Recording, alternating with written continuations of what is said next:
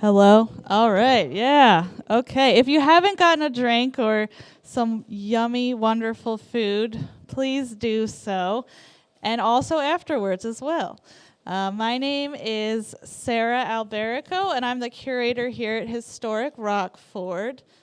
And I just wanted to introduce our presenter this evening. Dr. Amelia Rauser is a specialist in 18th century European visual culture, especially in Great Britain, with a growing interest in the global textile trade. Dr. Rauser is Senior Associate Dean of the Faculty and Professor of Art History at Franklin and Marshall College. Dr. Rauser co-curated with Dr. Laura Engel Artful Nature, Fashion, and Theatricality, which opened at the Lewis Walpole Library at Yale University in February 2020. You can view the exhibition online and watch a short video tour with the curators. In 2020, Dr. Rauser won the Bradley R. Dewey Award for Scholarship at Franklin and Marshall College.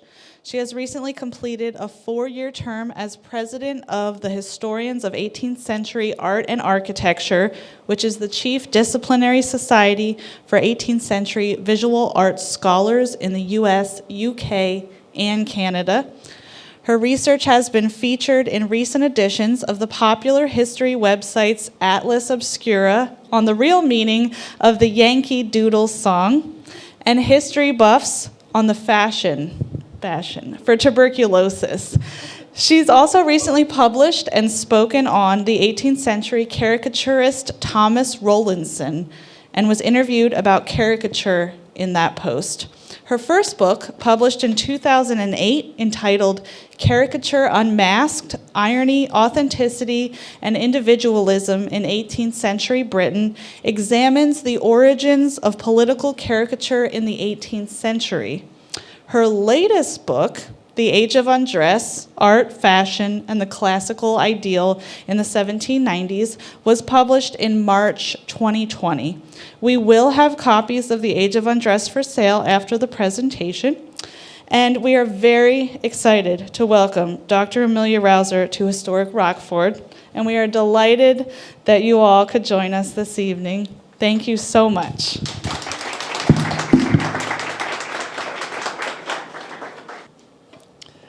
All right, well, thank you so much. This is such a treat to be in this beautiful 1790s setting to talk about the 1790s, and thank you for coming out. Well, in the 1790s, elite women appeared in metropolitan ballrooms, gardens, and opera boxes dressed as living statues. For example, in this 1798 French portrait, the female sitter poses in an austere neoclassical interior, wearing the most radical version of neoclassical fashionable dress, a sheer white muslin overdress twisted at the bust and gathered with little tasseled cords to form tight sleeves. An opaque, high-waisted white shift underneath the sheer muslin drapes behind her and loosely over her torso and legs, while a rich red shawl fills the chair behind her. Her unpowdered hair is simply dressed and ornamented only with a braid, and she wears no jewelry. So this is a palette that is restrained, it's got limited detail, it doesn't have a lot of texture, and in general, her whole ensemble is arranged to emphasize that her beauty is quote-unquote natural and embodied in her physical form rather than in artifice or ornamentation. The most striking element of her presentation might be her near bare-breastedness. I'm not sure you guys can see that on the TV here, but it's you can see the nipples. You might want to get closer. And it's this nakedness of this dress that is often most remarkable to us. It was definitely remarked on at the time as well. And my question when viewing a portrait like this, when I was first learning about this material, was how did it happen that in the late 1790s it was acceptable for women to walk around wearing such scanty clothing? What had to happen in the culture that allowed this sort of fashionable presentation to be allowed, and what did it mean? So that was the question that motivated my research, and my very short answer is women were presenting themselves as artworks. So that's the kind of the overall point that I'm trying to explain in my book, and I'll give you a sketch of it tonight. Here's a quote from a Parisian tailor from the 1790s. Our girls and young women apologize for everything by saying they are making themselves into Greeks or statues and that they drape themselves. They presently only want to wear quite clear and unfinished muslin. He's complaining, of course, because he's losing business to a style of dress that is so unstructured. And this style of dress, which is sometimes called the robe à la grecque, or the empire style, or empire style, was a sheer white, high-waisted dress worn with minimal undergarments and often accessorized by a cashmere shawl. The most fashionable female dress is now exactly after the antique statues, one contemporary wrote in a local newspaper in 1796. This is in London. The flowing drapery, the high zone, the zone is the belt, and the head compressed as much as possible. The effect is graceful in the extreme. The use of powder is daily decreasing among our British beauties, and dark hair is the rage of the present moment. So it's this style of dress that I'm interested in exploring in my book, and I trace it from over the course of the 1790s. And what I argue, and I'm going to, again, sketch part of this briefly tonight, is that it emerges from the drawing rooms of Naples, becomes a fad in London, and then moves to Paris. And I consider a rich tapestry of evidence here as we're to study it. I term this the age of undress because in many ways neoclassical dress was an anti-fashion. It was a way of dressing that proclaimed its wearers to be timeless, authentic and intellectual and artistic, as opposed to the supposedly frivolous ways of fashion, right? It was a way to be fashionable and yet be above fashion and against fashion at the same time.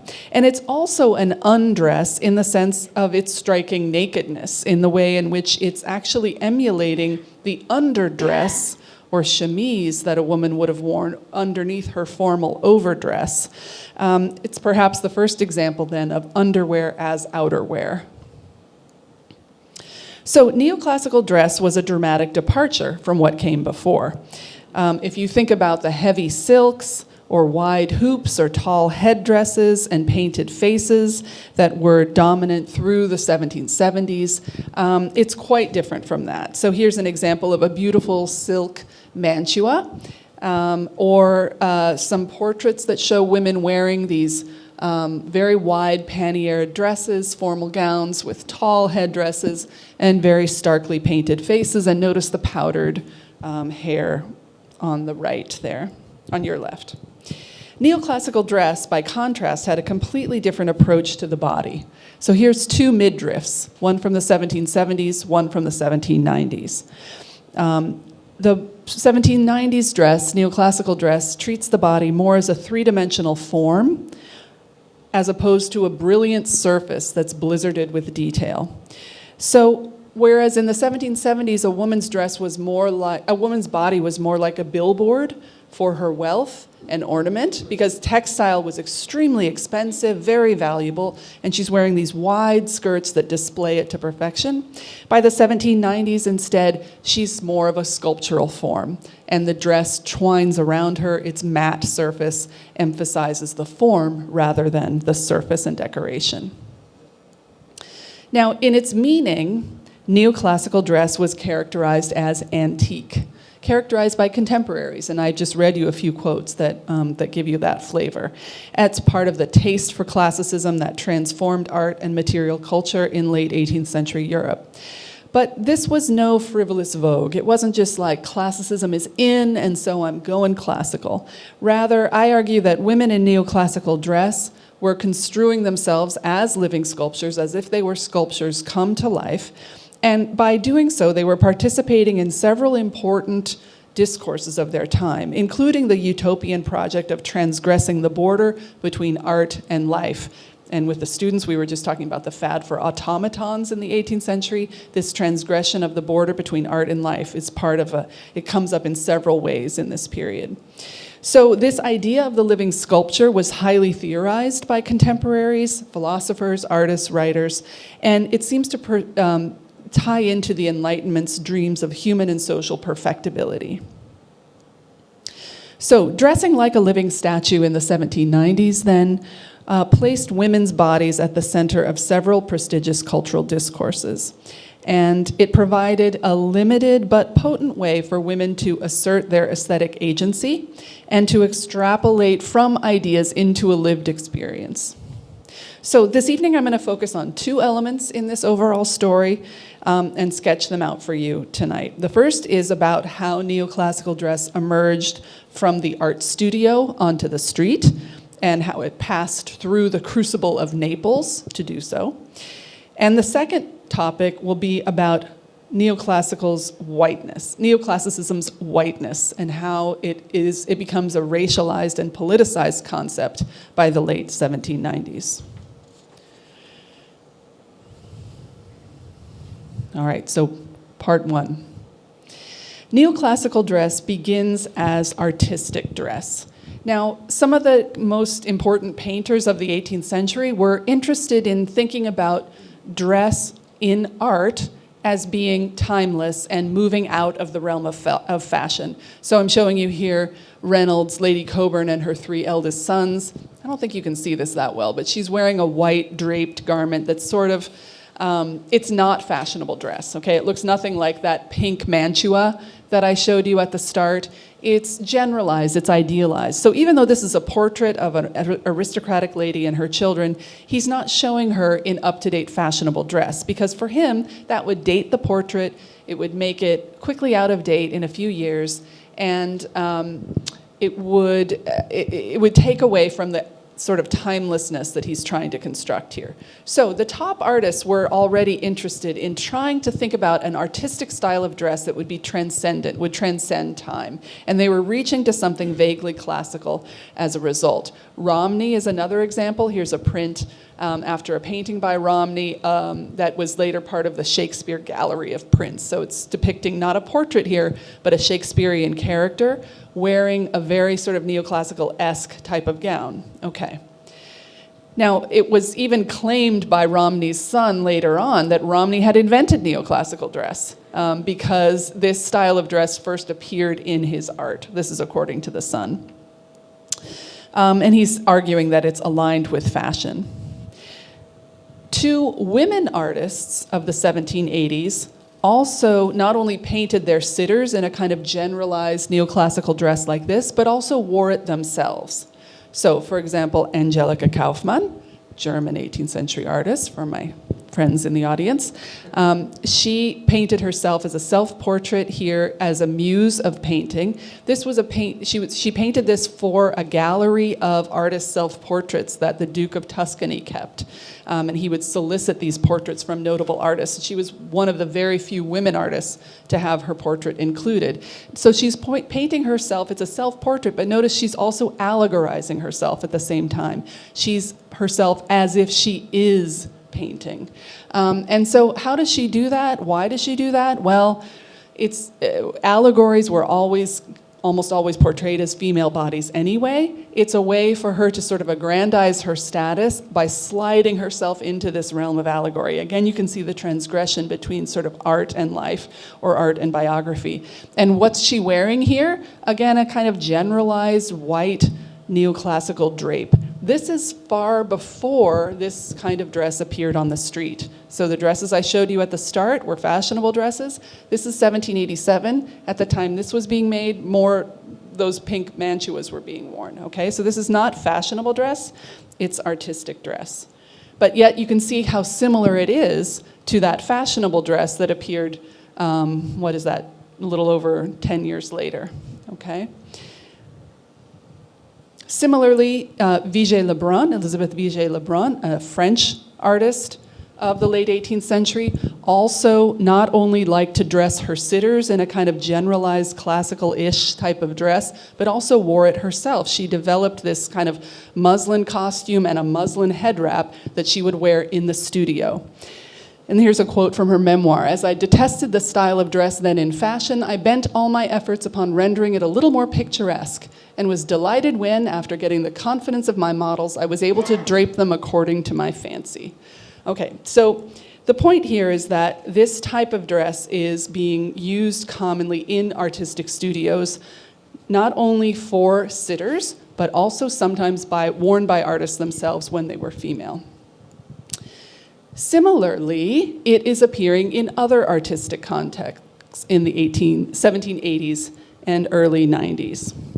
So these are part of initiatives in the performing arts during the second half of the 18th century that were geared towards increasing naturalism. So over the course of several decades, actors and dancers in London, Paris, Naples, Vienna, and several German cultural centers grew increasingly attentive to movement, gesture, expression, and realism in their performances, and they just developed new norms for costuming to support these ambitions. In ballet, there was a flurry of sort of radical innovations in both costume and movement. And what I'm showing you here is a satire from the mid-1790s by the English artist James Gilray, showing, illustrating and making fun of the scanty costumes worn by French dancers when they came on tour to London in the mid-1790s. This is Charles-Louis Didelot and a couple of his compatriots who had developed this innovative costume, flesh-colored tights and flat shoes that allowed the dancers to move. And so some of the gestures that we associate with modern ballet were developed only after and in tandem with this more liberating costume. Another example here is the dancer Marie Viganò, and this print shows her as the muse of dance, Terpsichore. Again, note the similarity between Kaufmann as muse of painting. These are women artists who are also allegorizing themselves or having themselves allegorized. And she's wearing a white muslin tunic and sandals, and that was what she performed in as well. She's got this long flowing hair and her ankles are bare, dancing on clouds and so forth. And while some commentators raved about the grace, elegance, and naturalism of her dancing, others found it sensual and vulgar. And the Empress of Vienna was reportedly so displeased that she and her husband, who was also a dancer, were pushed out of Vienna and were forced to tour Europe, where they just spread their style more widely. So what many of these performances had in common was actually a fascination with the story of Pygmalion. And many of the most innovative sort of new styles of performance in theater and in dance were developed around the story of Pygmalion. So Rousseau did a Pygmalion. There were different innovative ballets that were developed around the story of Pygmalion. It was also a prominent theme in visual art. It was a very prominent story in the period. And it's the story, if you don't know it, taken from Ovid's Metamorphoses. And the fable of this story went that Pygmalion was a king who became uninterested in women out of disgust with contemporary prostitutes. And instead, he carved a beautiful woman in ivory, fell in love with it, made offerings to it, and pleaded with Venus to bring it to life, which Venus did. And by the 18th century, the sculpturer woman had acquired the name Galatea, Greek for she who is milk white.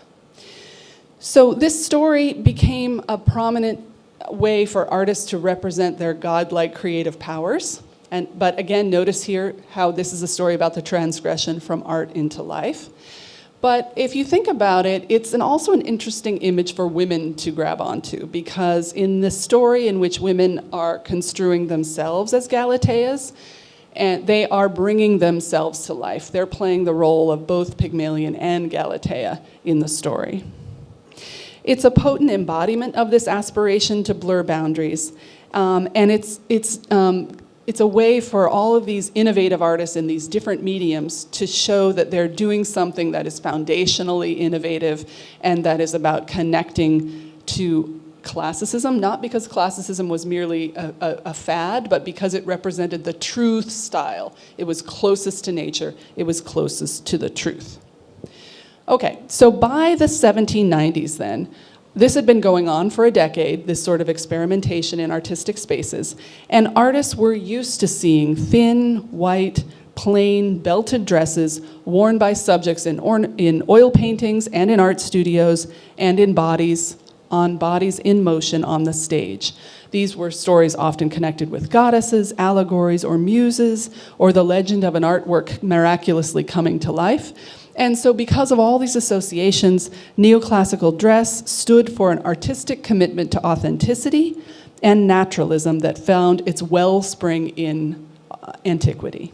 Okay, so that's setting the stage for the origins of this dress. How does it move from this setting of the studio or the stage onto the street? How do women start wearing it in everyday life?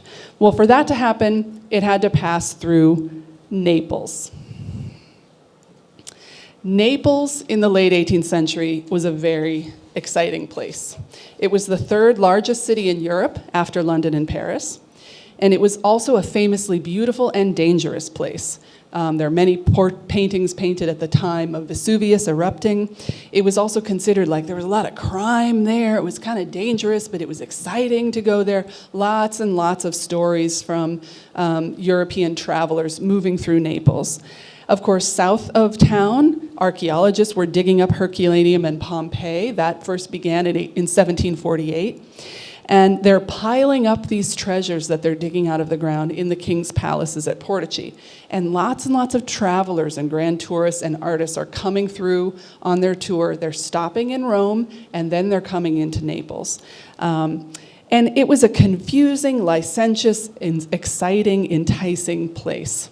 Goethe wrote about this on his Italian journey. He visited in 1787.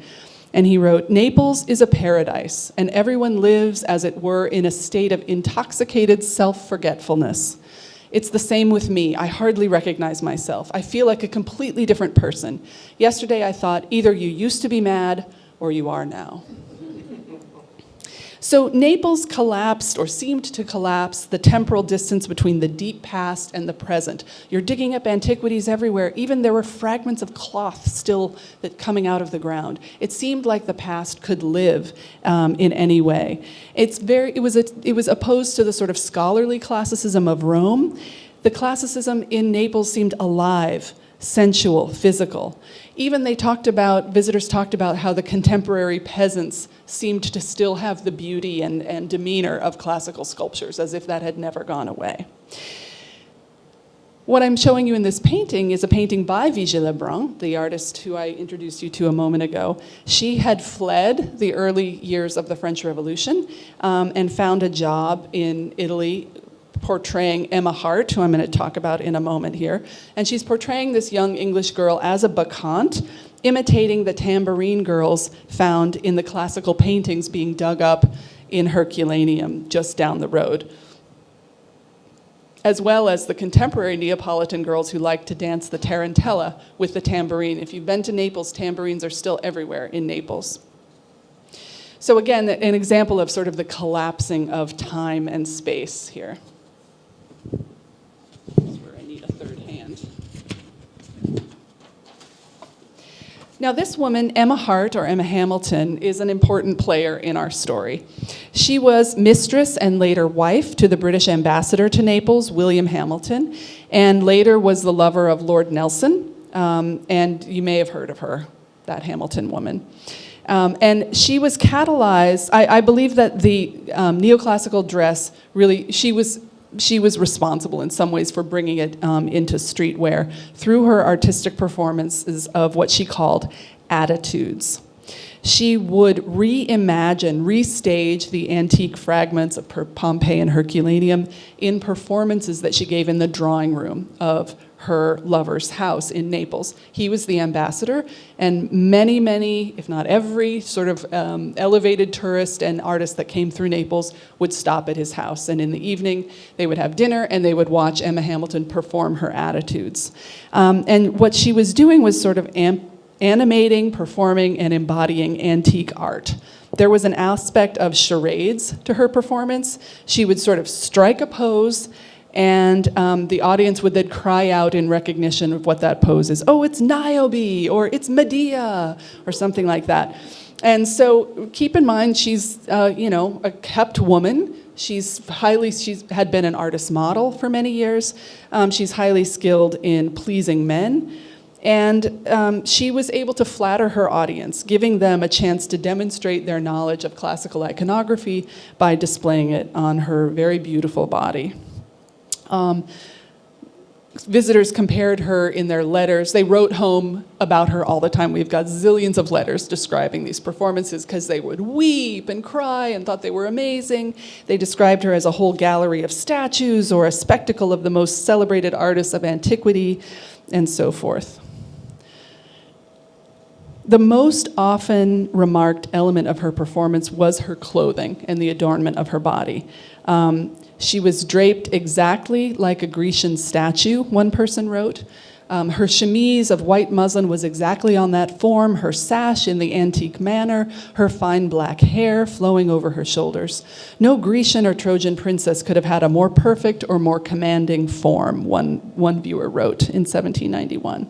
So what she's doing is wearing the garments that were part of artistic culture, the ones I've just shown you, that were worn in studios and on stages. She's having a version of that made for herself. She's wearing it in her performances. But the difference is, when that performance is over, she's just going on into dinner, right? She's sitting at the table, they're going to balls. And because of the sort of heady environment of Naples, where it was already pretty blurred, and as Goethe said, he was sort of losing his mind. Is it real? Is it am I in now? Am I in antiquity? I don't know. It sort of it contributed to that blurring of boundaries. Now, her lower class origins, her poor education, and her love of drink certainly gave Emma Hamilton's critics plenty of ammunition, and many spectators were uncomfortable with the way she was being put on display by her lover for artists and other viewers to watch. But nonetheless, she became hugely influential, and prints and paintings depicting her performances were circulated widely in Europe. And she performed her attitudes night after night for years, and occasionally went on tour. When she would travel, she would do her attitudes in Paris or in London or in Vienna. So she was a pathbreaker in this way, and an exemplar for other artistic women who wished to find a way to turn their objectification that they were already experiencing into an advantage. By performing her living sculpture, herself as a living sculpture night after night, she's turning the objectification that was part of her life into an artistic expression, again, Pygmalion to her own Galatea.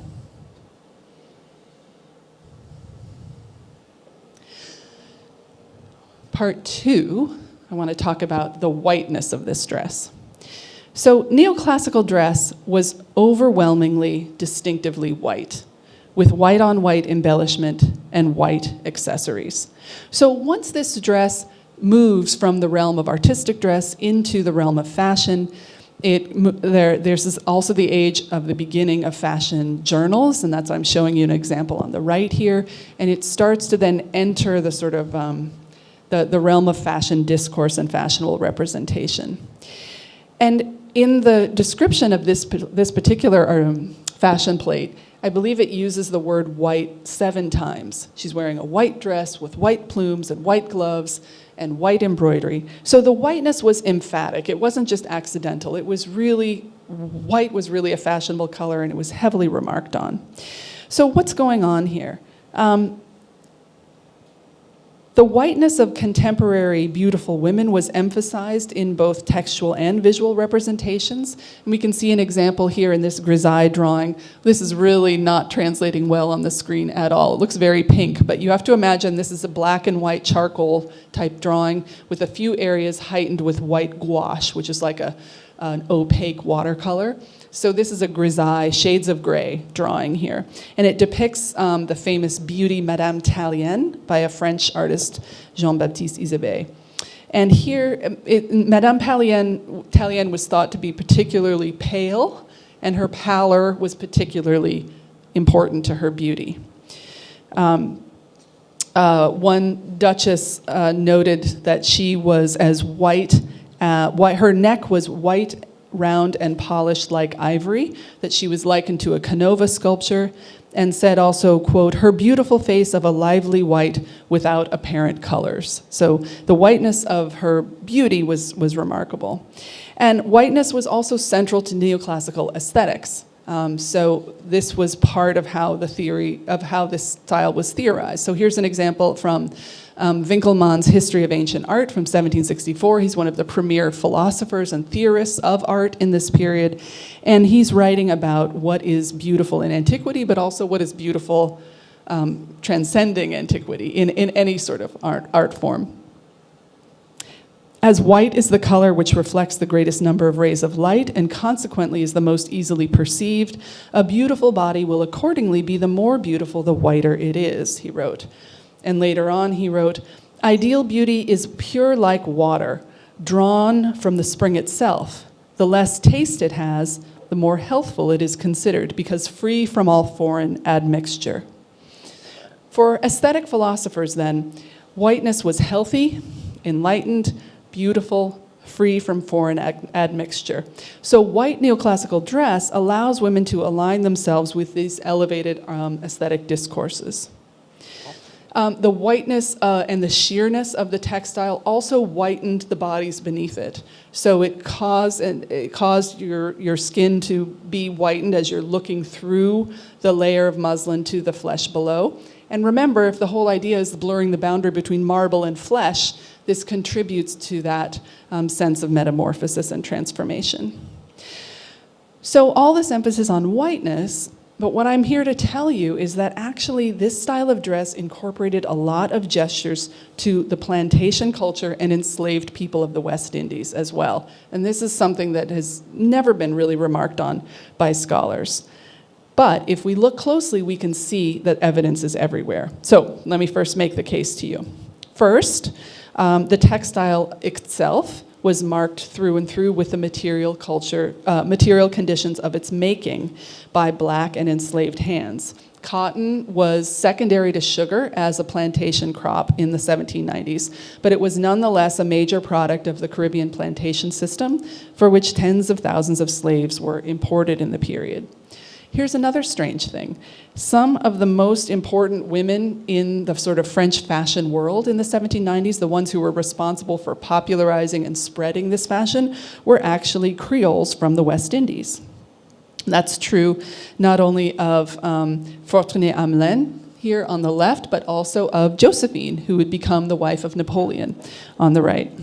She was born on a sugar plantation in Martinique.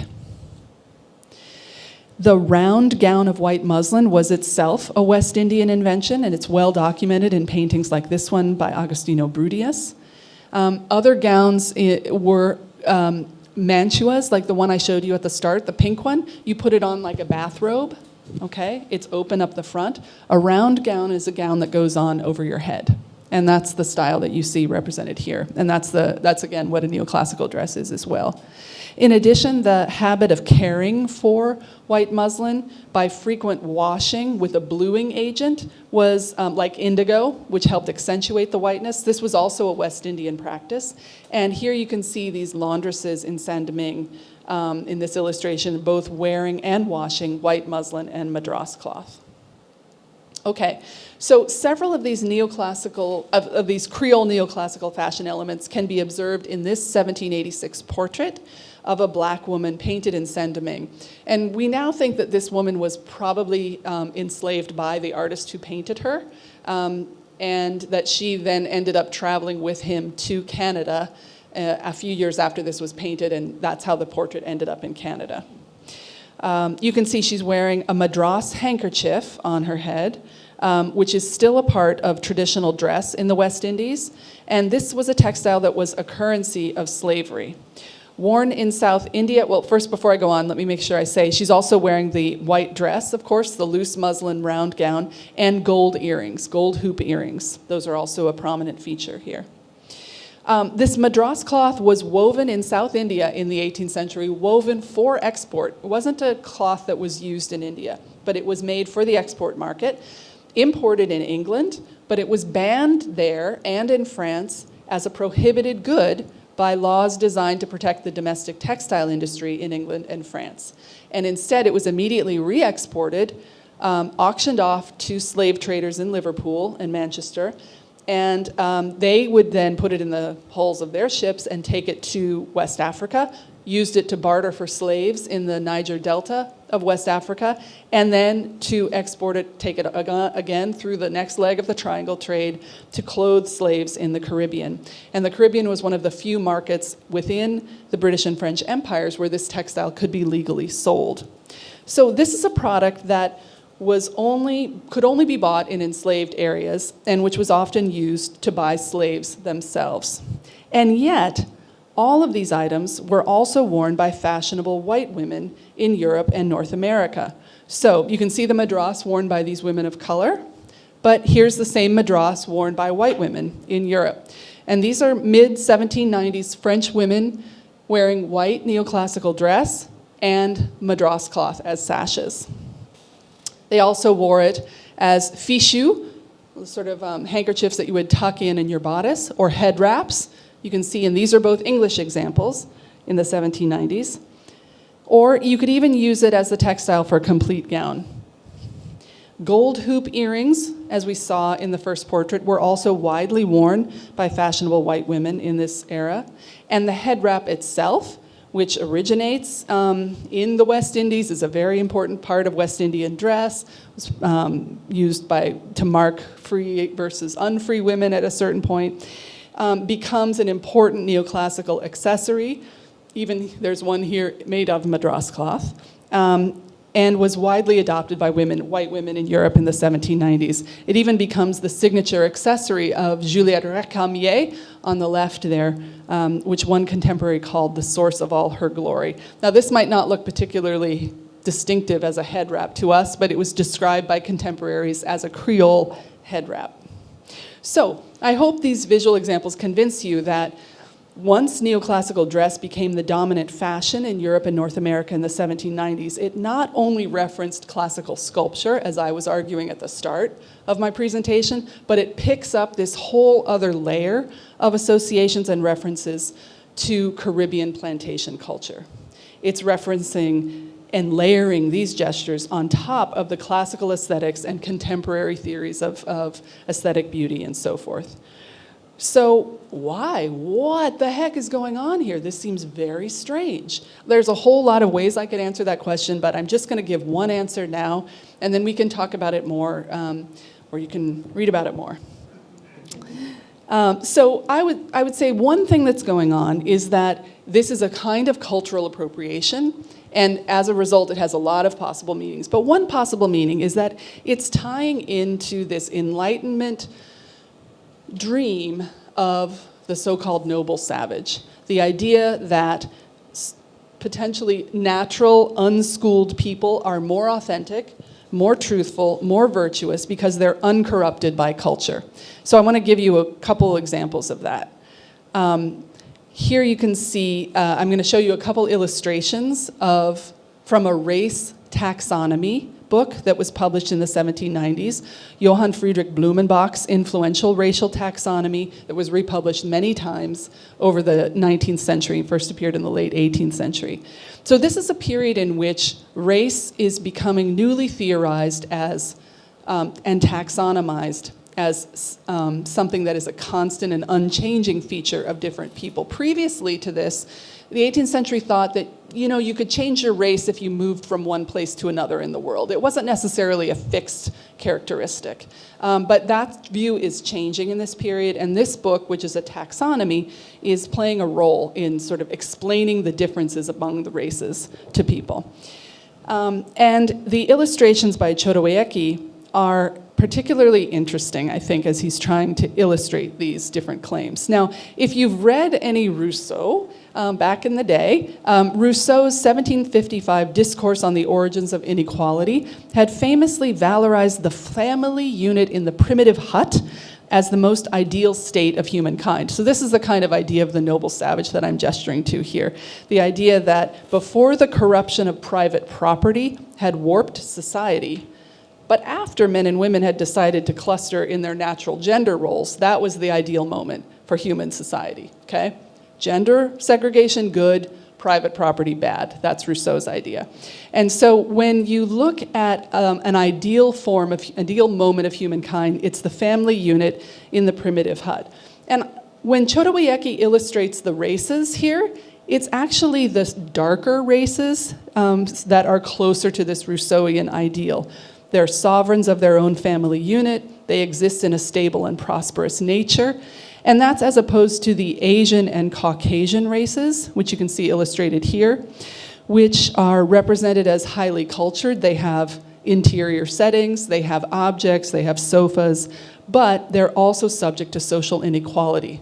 Both of them have servants, female servants, who are as part of the picture here. So this is a way of illustrating racial difference that also attributes primitivism to certain races, but valorizes that primitivism because it's being read through this particular Enlightenment lens. Okay? Does that make sense? So I'll give you one more example in fine art, and that's this painting by Benoist. And this painting is art historians talk about it a lot because we're trying to figure out what's going on. Is this about celebrating this woman's body? Is it a way of subjugating her by showing her half exposed? Is it a sensitive painting? Is it an oppressive painting? I want to simply assert that we could look at this painting as a fashionable painting. In other words, that the woman is being portrayed as fashionable with all of the meaning that I think that implies. Her three-quarters posture, seated and draped in white muslin, is similar not only to the Isabey drawing that I showed you a moment ago, but also to this famous painting by Jacques-Louis David of a French woman. You can see both artists drawing attention to the sharp and sinuous contour of the sitter's body, light against dark, and both of the women are wearing fashionable white muslin. They're wearing a shawl or wrap, gold hoop earrings, and indeed the woman on the right is wearing a striking head wrap as well, elegantly draped. But as we know, all of these elements were part of fashionable dress at the same time. The sitter is dressed and posed like a sculpture, infused with the signifiers of the West Indies, which makes her little different from the white fashionistas of Directoire Paris, who were her contemporaries. So I would argue that this is a use of neoclassical dress to declare the dignity and subjectivity of the wearer. White women had been seizing on neoclassical dress for just this reason. And it was an open period in open question in revolutionary Paris at just this moment about whether the rights of citizenship and indeed the very notion of full humanity would be extended to black people or not. This was a very live question in the French Empire, and I believe that representations like this one are playing into that question, right, as people are working through the ramifications of it. So, to conclude then, neoclassical dress was as modern as it was antique. Even as the white muslin dress is attempting to transform modern European bodies into classical exemplars, classical sculptures, it's also deeply layered with meanings about imperial power and racialized whiteness. The women who wore neoclassical dress in the 1790s were attempting to yoke together diverse discourses, right? On the one hand, they're fashioning themselves as statues, but they're layering over this elements of enslaved fashion and Creole culture. So I want to argue that neoclassical dress asks us to question animation and petrifaction, stasis and nobility, body and fragment, classical and modern, primitive and civilized art and life. And that the emergence of neoclassical dress is more than just a historical curiosity. It really is a way to clue us into some of the most foundational questions that structure this period. In fact, I think that's true of any period, that fashion is perhaps the most important part of any visual culture because getting dressed is an aesthetic decision that people make every single day and one that situates our bodies in time, space, and culture. And so despite the fact that fashion articulates individual human identities, fashion gives us insight into broad cultural values and aspirations. And when it changes suddenly, as it did here in the 1790s, we should really stop and ask why. I'll stop there. Thank you.